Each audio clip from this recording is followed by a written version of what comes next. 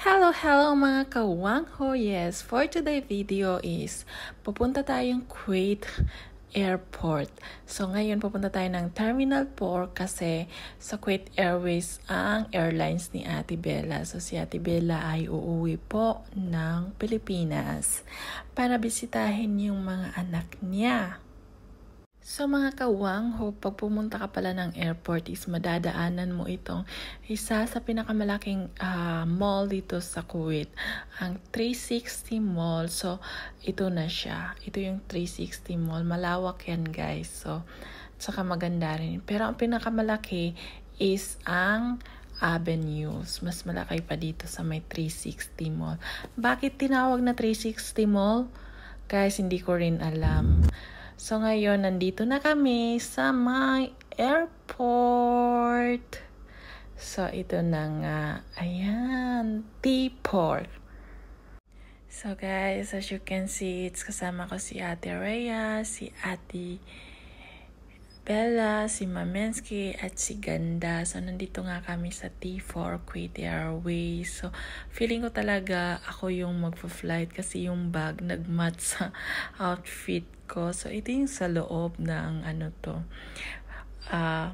Kuwait Airways. So walang katao-tao dito masyado guys. So si Ate at si Mamensky, ayan na nga, at nag-aayos ng hair si Ate. So nakikita niyo naman dyan, Manila is delay. So yes, na-delay yung flight ni Ate. So alas 4 pa siya ng umaga.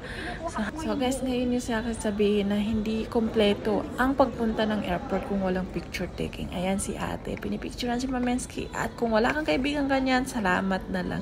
Ganyan humawak ng camera, dapat straight talaga yung kamay mo. Ayan, o diba, tapos na. So ngayon proceed na kami dun sa loob. At bago ang lahat, picture taking muna si Ate. Ayan. Mag-post muna. So yun na nga, tapos na yung picture taking guys. At ito na nga, at magpo-proceed na kami dito sa may pa-clean film ng bag. Kasi i-clean film ni Ate yung bag niya para hindi mabuksan at para hindi masira or para hindi mabasa na rin. So nga pala, may bayad pala yan. 1K yung bayad dyan. Yes.